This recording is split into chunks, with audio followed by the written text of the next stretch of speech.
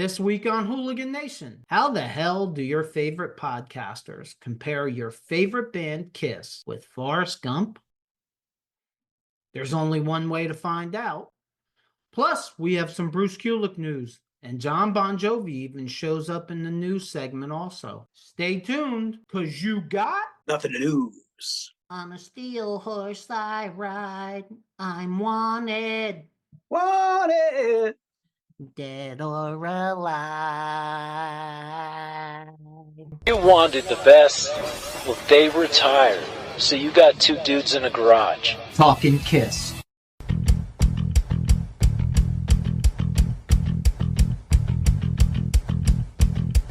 Welcome back to Hooligan Nation, a KISS-Centric podcast. I'm Anthony. And I'm Rocco. Yep. That's him. Dude, we got a lot to do this week. If I had to label this episode, I would label it as an action adventure. We have some Bruce Kulick news. We promo an interesting segment we just recorded. And we even include some Bon Jovi news.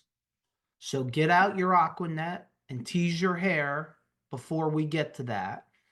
And then we review the KISS album, Monster, all in one action-packed Hooligan Nation podcast. Damn, I'm sweating a little after that promo. I've been waiting all week for a recording day. But before we get to that, do you have anything you'd like to add to last week's episode about Sonic Boom? I thought it was a pretty good album. It's definitely not it's definitely not going to hit my top 10, that's for sure. But there was some good stuff. Again, my overall take on it is that there was some good stuff on there, but a lot of the guitaring sounded like a carbon copy of Ace to me, from what I remember. So it's not an album that it would. I know for me personally, I compare it to like Unmasked for me. Unmasked, there's some good stuff on it. I'd listen to it. Not a lot I would skip. But I don't think Sonic Boom, as well as Unmasked, are albums that I would go seeking out to find songs to listen to from it. I got a good poll actually that went up today that I'm going to keep up until we film next week. And it's, what's your favorite album between Carnival of Souls, Unmasked, and The Elder? The poll that I'm going to put up next week was your idea. Now, if you don't remember it, you have to wait till it comes out. I have ADHD. The ideas come in, they're like, yes, I know this. They're like a bunch of blind squirrels running around chasing the same nut. If you're as old as me, it's like the Roadrunner Cup. Beep, beep, beep, beep.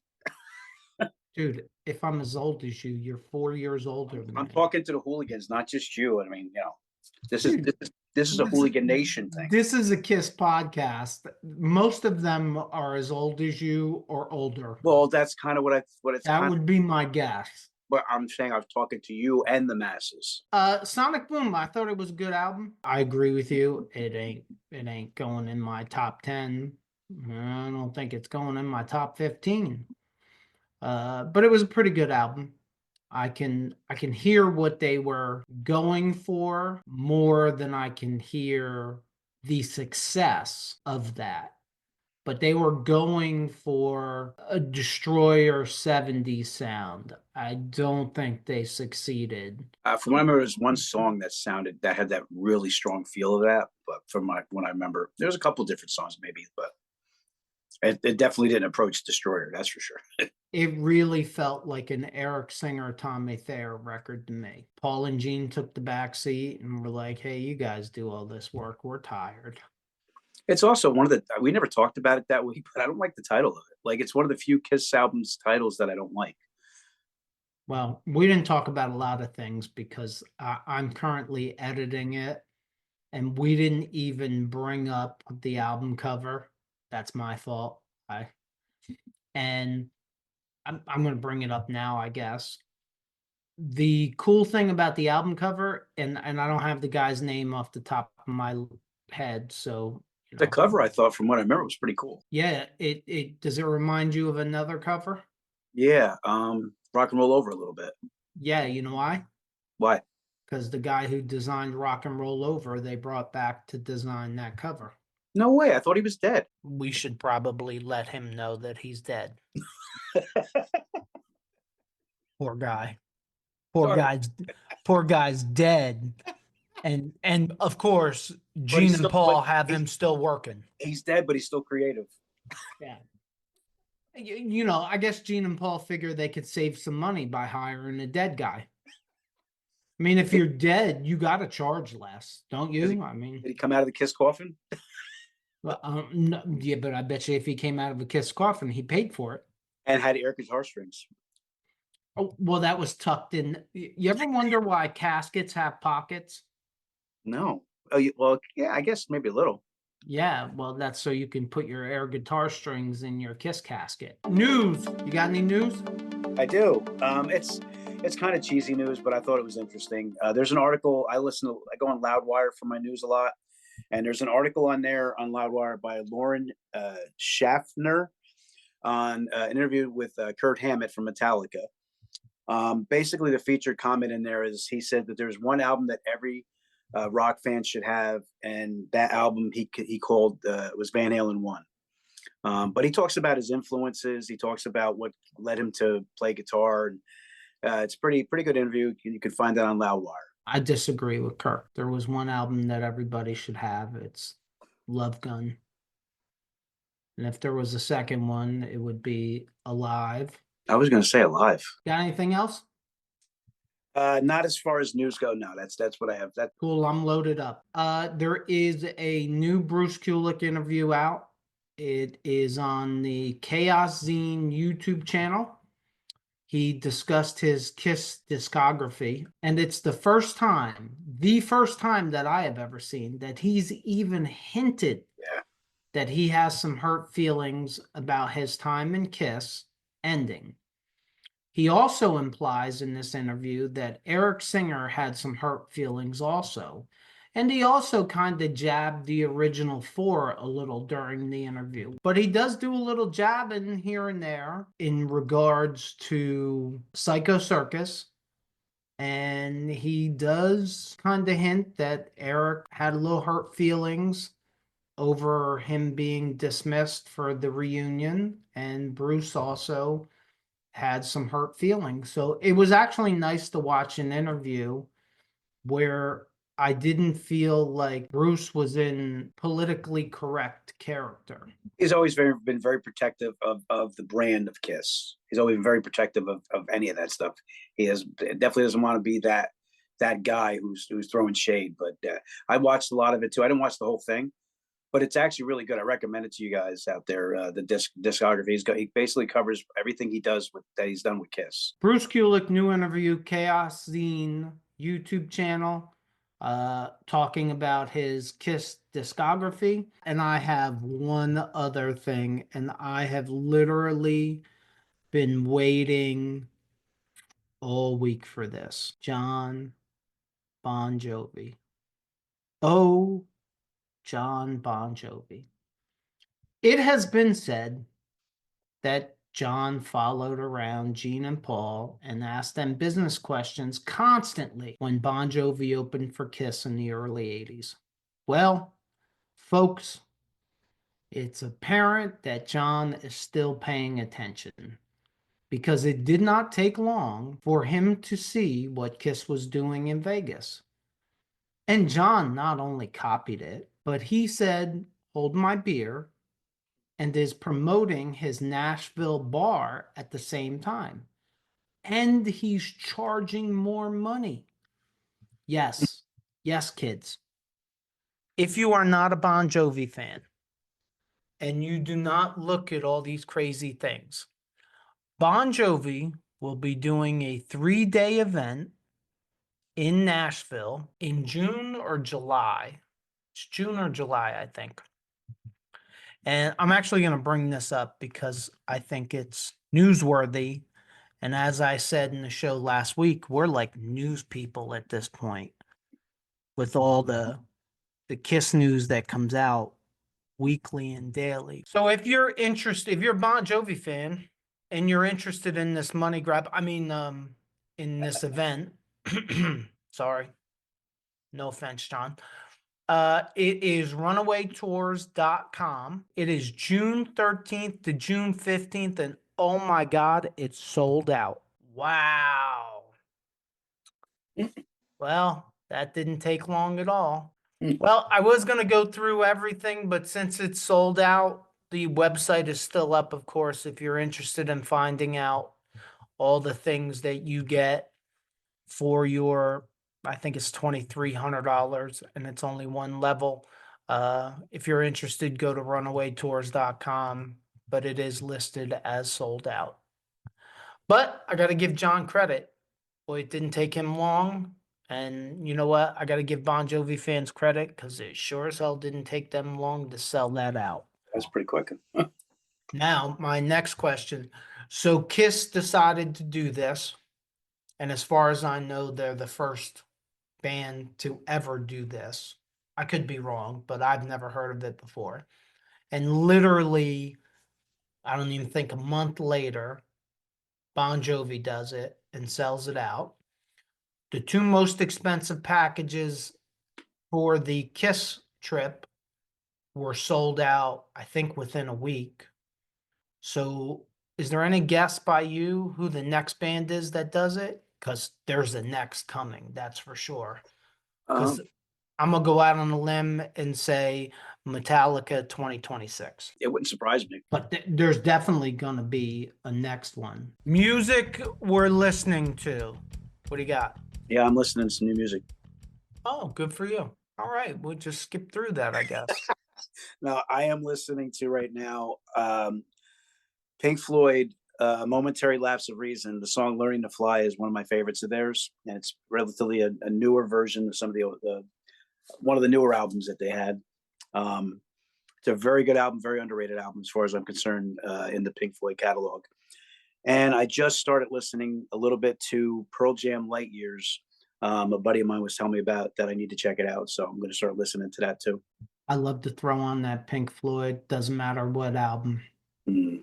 When I need to chill Good stuff, and yeah. I need to take it down a couple notches, boy, Pink Floyd does it for me. Music I've been listening to, of course, it's new music. I've been listening pretty much all over Alice Cooper's catalog, just because I'm contemplating seeing Alice again this summer in concert. I've been listening to more of it on YouTube videos because that's how you get Nita Strauss into the mix. And that's a large part of why I want to go see Alice live again. It's not really for Alice. It's really for Nita. I like her guitar playing too. I was just going to say one thing I like about Alice Cooper, and I don't think he gets enough credit for this. He really is an ambassador for musicians.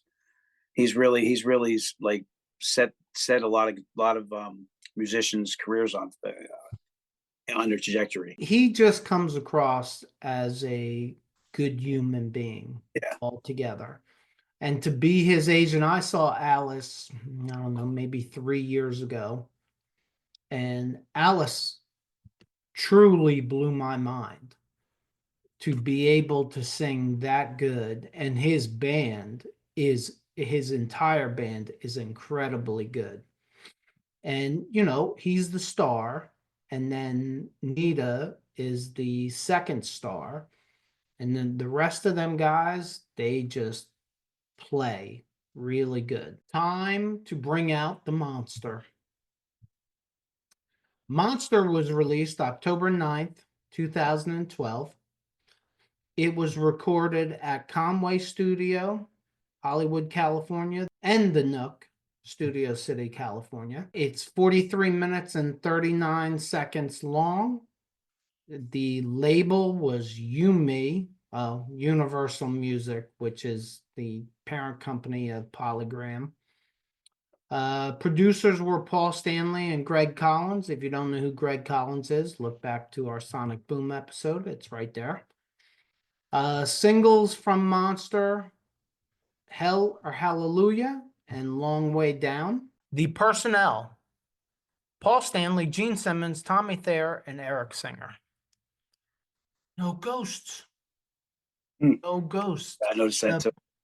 the band actually plays on the record. Isn't that great? And since there's no music video for this, unfortunately. I mean, why spend money if nobody's going to buy albums?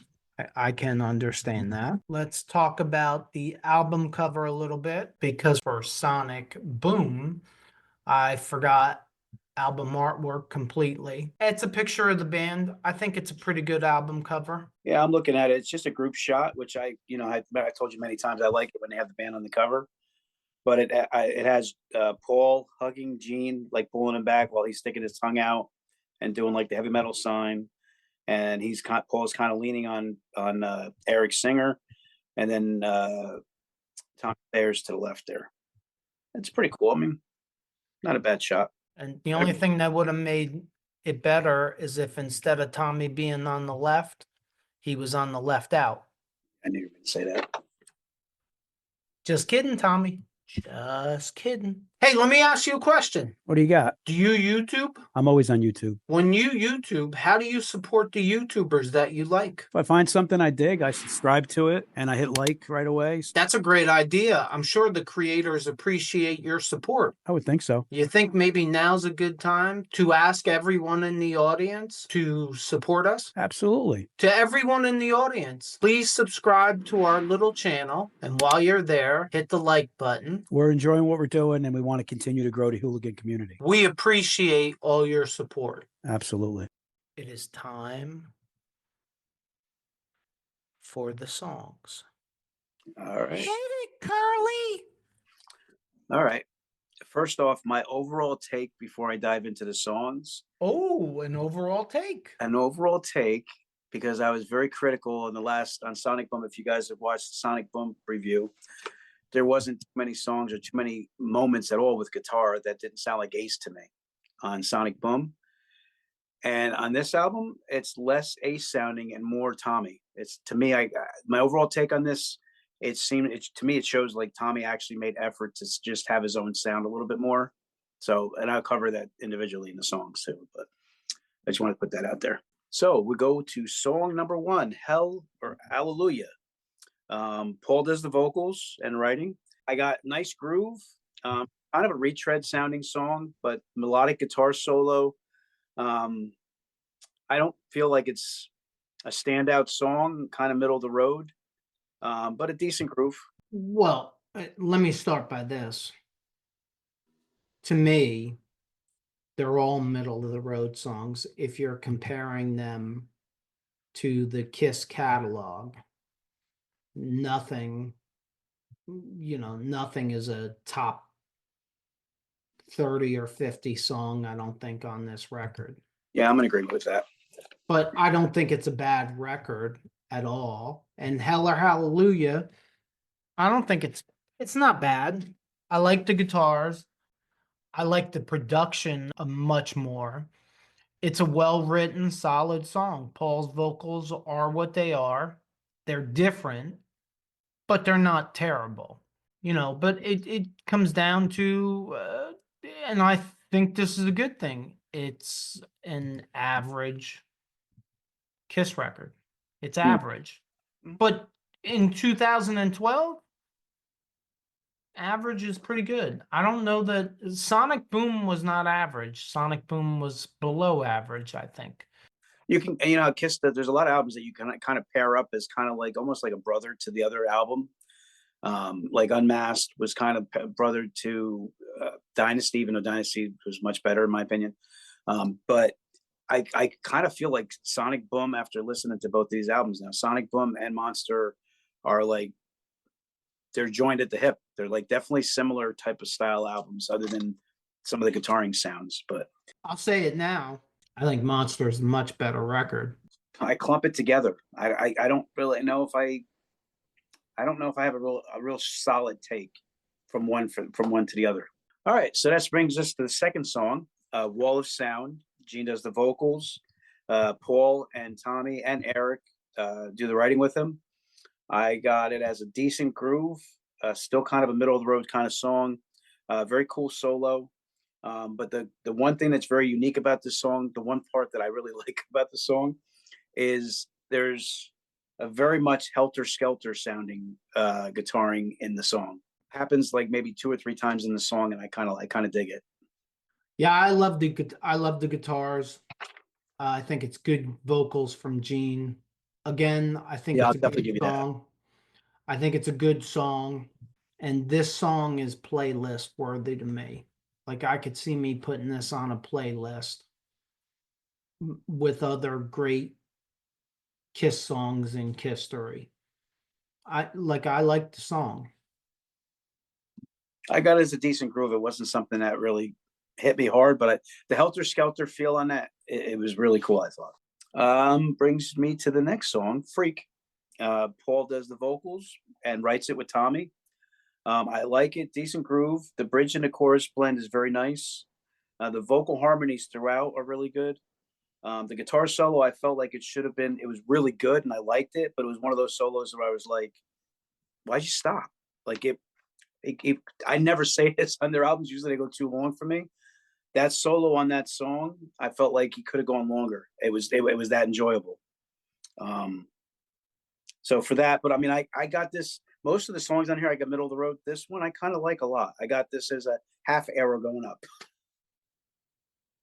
So this song feels autobiographical to me. This is Paul channeling his hurt feelings into something positive and artistic instead of talking about it in interviews and sounding angry and resentful. Hmm. Another song I like. I especially like when they slow the song down and the guitars come in. Yeah, I like And that. that moves into a great but short guitar solo. Oh, you got all right. We're on the same page. I like that. It's what jumped out at me more than Yeah. anything else is when he was done, I was like, it's a little bit more. Wow, that's cool. I'm glad we both have that same take. That's good. All right, so now that'll bring us back to the Stone Age. Gene does the vocals, writes it with Paul, Tommy, and Eric. I definitely feel a retread on this song. To me, this is a song that it feels like it was another song that they had in their catalog a long time ago, and they kind of did some stuff on it. It just feels something about the song makes me feel like a retread. It's got a decent groove again. I do like the high energy beginning. It's got a really cool bass in the beginning that stands out to me. Like the beginning, I like it a lot. The beginning of the song, I like a lot. And there's a really good guitar solo. I find myself really enjoying the guitaring on this, and I'm not feeling Ace. Like I said, last album, I felt Ace. Like it screamed at me. And this, to me, he's to me, it feels like purposeful, trying to like get back to his own style a little bit. Well, again, I like this song. The Demon is Back. It's not the best, but I like the feel of the song. I think it's got a great chorus, really good production. The mix sounds perfect to me, and it has a great guitar solo.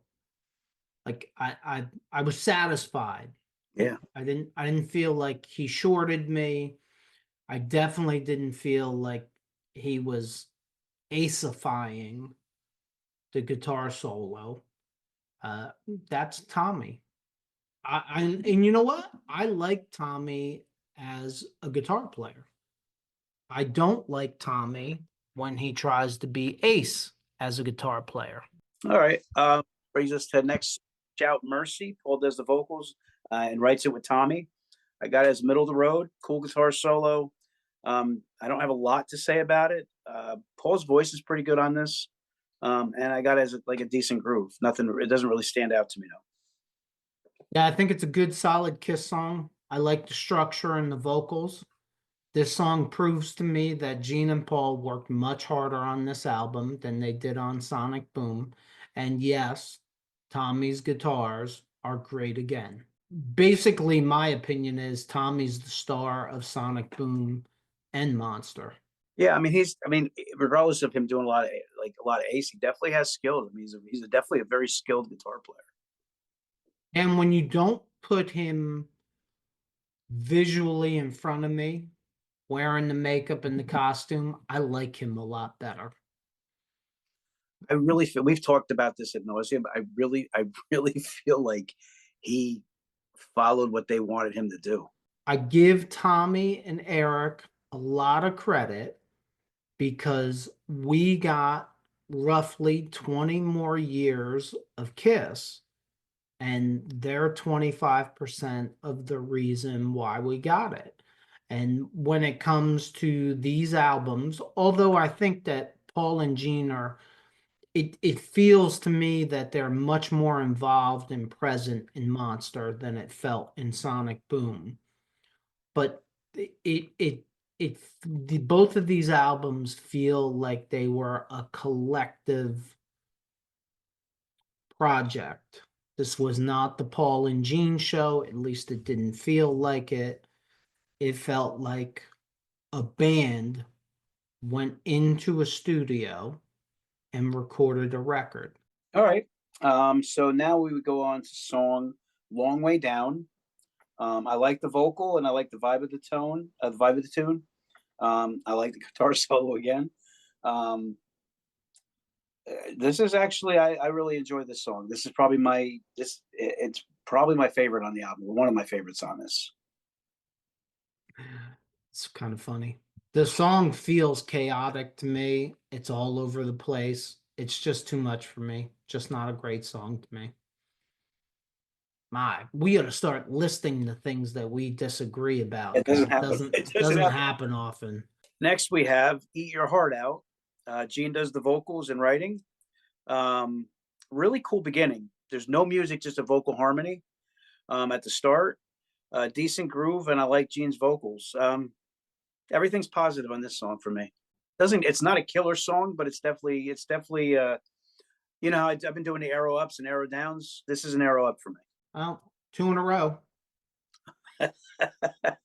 I hate the beginning of this song. Skip that a cappella beginning, and I like the song. I like harmony. I don't love it, but it's okay. It's kind of your Beatles type stuff that you don't dig. It's kind of like a Beatles type thing. Maybe that's what it is. But I will tell you this: Tommy's solo is pretty damn good. Yeah, like he definitely owns his solos in this album. There's no doubt. Mm-hmm. And like I said, it's not the flavor of Ace. It's more Tommy feel to me. All right, let's go on to the next song that pisses me off. This song is "The Devil Is Me." Gene does the vocals. Paul and Tommy do the writing with him. This song could have been so much better. This is a demon. When I seen the title for this, I was like, oh, this is going to be good. This is going to stand out. This is going to be a standout song in this album. It's freaking corny as hell. Super corny. I'm definitely not feeling it. It's a demon song. And with that title, don't put a title like that if you can't deliver as the demon. Yeah, it is a little bit of waste of a good title. Yeah. I will give you that. Look, I like it. I don't think it's special in any way, but it's cool. Gene's vocals are good. Tommy is good again. No, actually, he's better than good. He's impressive to me on this song, but it's just not special. And that may sound stupid to some, but there really isn't a lot of special at this point. I think maybe they've just run out of special and run out of magic at this point. But they're trying. I mean, it's a good title. Yeah, that's the thing. Like, I'm very much, when I see a title of a song, especially more than any other band, I see a title of a song, it's telling me the story before I get into the song, for the most part. Out of This World. Yeah. Interesting. I have an interesting take on this one. And it may make you throw up in your mouth a little bit. If there was ever a song that I would want Ace Frehley to be doing, this would be the song. Because there's the short pauses in this. It's an interesting pauses like Ace. It's definitely an Ace style song. Like, out of the entire album, this is a song that Tommy sings, and I like it a lot. But to me, this is an Ace Frehley song.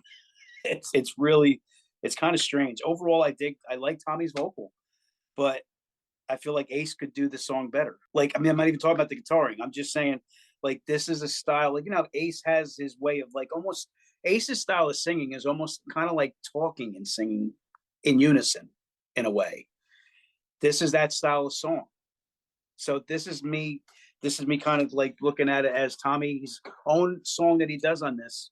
He kind of does like an Ace type style song. Maybe that's his lane, but I don't know. It's very interesting when I listen to the song, and I like the song. Look, if you're in our audience and you're listening to us or you're watching us, please be educated enough to know that this is like paint by numbers. Okay? It really is. The whole spaceman routine, the whole electricity and space travel thing, and I'm tired. I'm tired of ranting about it. You've all heard it 100 times. I'm guessing you all think the same as I do. I'm hoping you do. I like Tommy's vocals a lot. Yeah, I like the chorus. Probably one of my favorite songs off of this record. And it's another great guitar solo. It's a good song. yeah, And if you read the words to the song, it's not about space travel.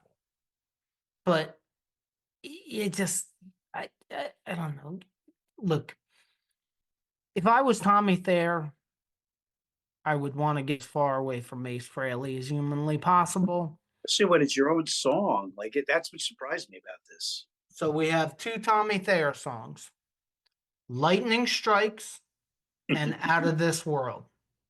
Boy, I'm shocked. Even the song structure is structured like an Ace song, with the pauses and how it's like almost kind of like, again, it's that's the only, and that's the what's weird to me is I've seen effort on this album with him trying to like get back to his own style, and this song like screamed out to me. I was like, oh, it was like, okay. Yeah, and what makes it harder is I like the song.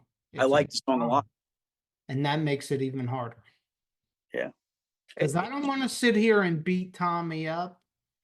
It's kind of hard to beat a guy up for a very good song. Yeah, it's a good song. It's out of the album. It's probably one of the top songs. I think so. Next song you got, All for the Love of Rock and Roll. Another anthem song. Eric does the vocals and he does it well. He does the writing. Paul does the writing with him. It very much feels like a Love Gun Destroyer feel type of song to me. Behind the vocal, before the chorus, Eric's a nice change of pace vocally. I really like his voice. It's a shame that that's kind of why I want to know if he's doing anything else, because I'd love to hear his voice singing more songs, because I actually really like his voice. It probably won't be with KISS, but I listening to this song, like it has a feel of like an older Love Gun Destroyer type of song to me, like a song that would be on one of those albums. So it's got a 50s feel to me, not Destroyer or Love Gun. It's got a 50s feel to me. I'm not crazy about it, but I like Eric's vocals, and it is catchy. It sounds 50s rock. And, funny enough, this is a song I could picture Peter singing. I'll have to listen to it again and look at it. Next song is Take Me Down Below. Paul and Gene do the vocals. Right off the bat, I like when Paul and Gene play tag and do the sing, change the vocals. I know that you kind of like that too. Usually, I always like when they switch back and forth vocally. Overall, the song itself, I felt like had moments where they could have made some adjustments and made it a better melodic song. I felt like it wasn't. I just feel like it was empty. Like there was something missing on this song. So for me, it's definitely a middle of the road. It's a song that I would probably never seek out again. But I do like when Paul and Gene do the switch offs. So yes, I do like the Paul and Gene trading off lead vocals. It's nothing new. I generally like that. The guitars sound a little rougher on this song. The guitars and drums are both great. It's a good song. Sounds like I like it much more than you do. Yeah, you definitely do. Ain't making no greatest hits. It's not a skipping song. I'm not going to skip it. The one thing I'll say about this album, there's not one song on the album, if it was playing, that I would have to skip. Like they're all decent grooves.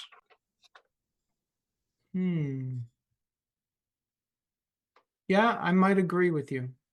I don't think there's a Skippy song on here. But there's not many seek out songs. Definitely not many seek out songs. It's what I said earlier. It's a middle of the road. It's not special. What this album does and what Sonic Boom does, and Hooligans, I want to know what your opinion is of this too. Listening to these two albums, they're not bad albums, Sonic Boom and Monster. But listening to these songs, the last 2 weeks that we did this, makes you realize how good those other songs on those other albums were. It makes that stand out even more, how good some of those songs that stand the test of time, that really stand out as good songs. Because there's not a bad song, really too many bad songs on these last 2 albums. But it's like it's a different tier. All right. And that gives us to the last chance, last song. Paul does the vocals, Gene and Tommy do writing with him. I got really cool bass intro into a guitar riff and Paul's vocal. I really dig the groove, and it's a really cool guitar solo again. And this guitar solo is another one of those where I actually feel a little bit of black and blue guitaring in it. Like, I do feel like Tommy made efforts to shy away, but that one song kind of threw me for a loop. But there is definitely some effort that he made to try to not, like, certain pull-offs and bends. There's different flavors that Ace does. It's like a staple thing that he does. And you've seen him trying to shy away from it a lot, guitaring on this album specifically. You realize that this may be the last song from the last Kiss album. And it's fitting. It's a fitting end to Kiss making albums. I like Paul's vocals. I think it's a well-written and produced song. If this is it, and it does look like this is it, it's a good ending song. Yeah. Well, that's sad the way you say that. You know what they should do that they've never done, that I think has been screaming out since their indoctrination? They should do a rap song and then break dance. No, do a cover album of Beatles songs. Oh, Jesus. Yeah, that's a mic drop.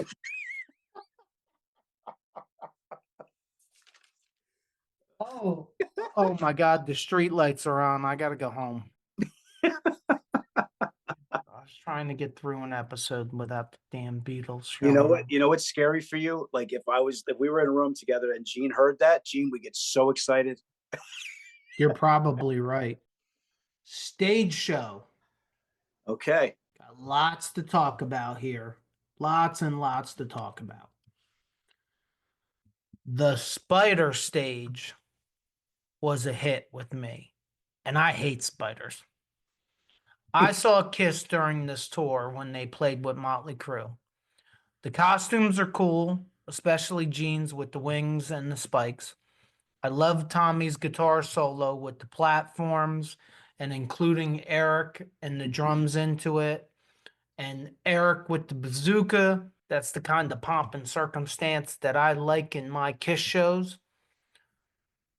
All in all, it was an interactive stage that enhanced the live experience. And I'm not sure Kiss fans could ask for anything more than what they got.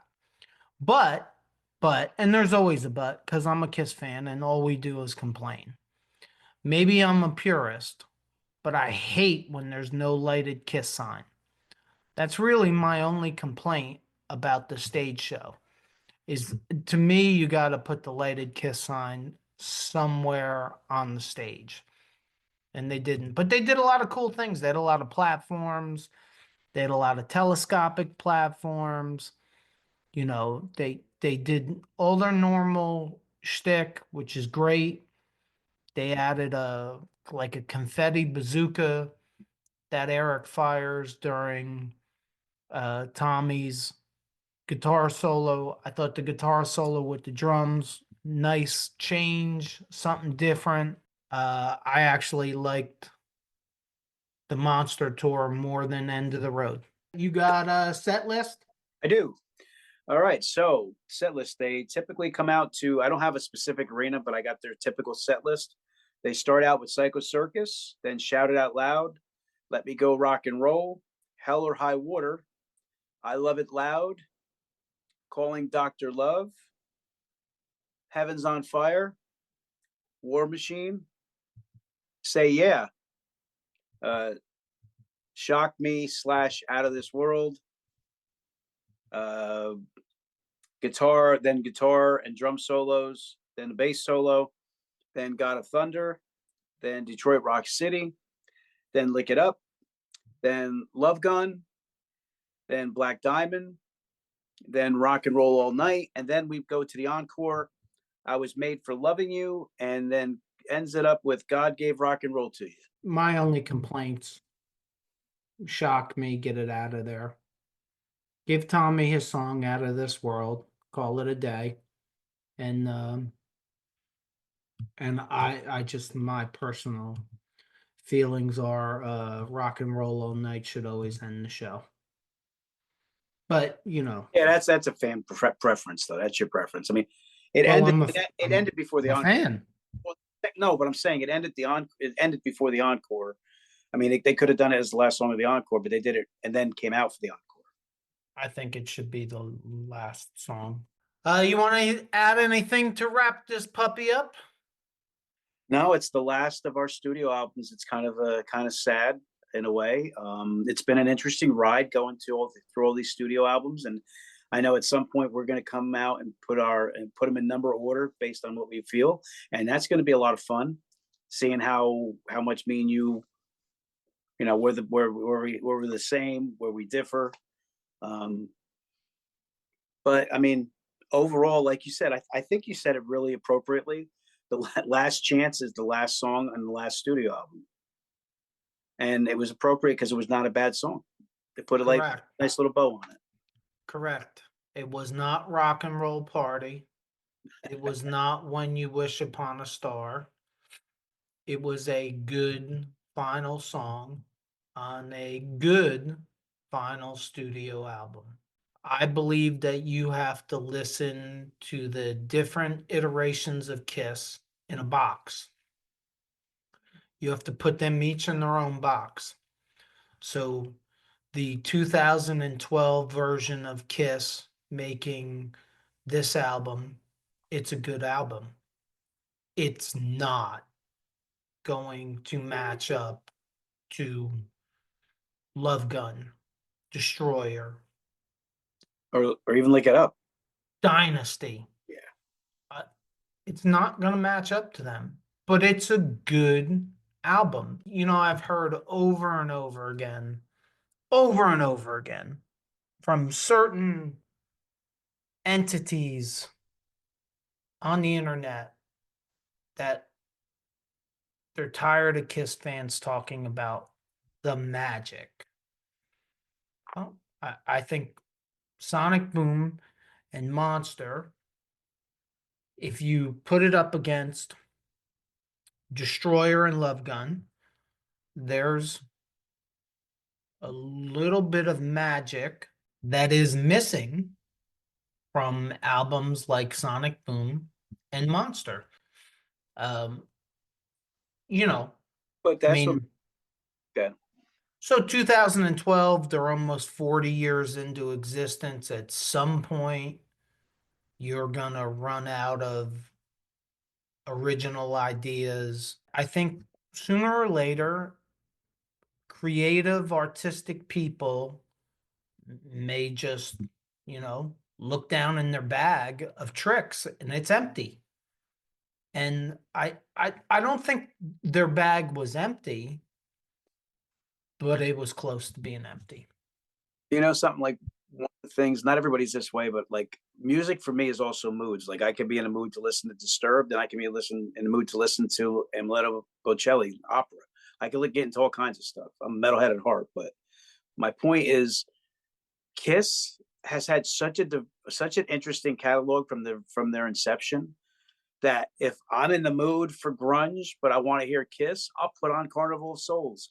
If I'm in the mood for something pretty heavy from Kiss, I'll put on Creatures. If I'm in the mood for like a dancing disco type of flavor, I'll put on Dynasty. How many bands can give you that? I'll give you the answer. None. They're the most original, greatest band that ever lived, in my opinion, personally, because they have a flavor for everybody. Folks, Kiss is like a box of chocolates. You never know what you're gonna get. Nice. I like it. I like it. You can put that in short. Oh, I think that's it. We can wrap this puppy up now. Yeah, that's good. Yeah, that pretty much sums it up. If you're listening to us on any of the podcast platforms, please leave us a review. And if you just found us, check out our past episodes. If you're watching us on our YouTube channel and you like this episode, please consider hitting the like button and leaving us a comment. Hit that subscribe button so you don't miss any future episodes, and check out these episodes. As always, if you made it this far, thank you for supporting us. And don't ever forget, if it's too loud, you're too old. Peace out, Hooligan Nation.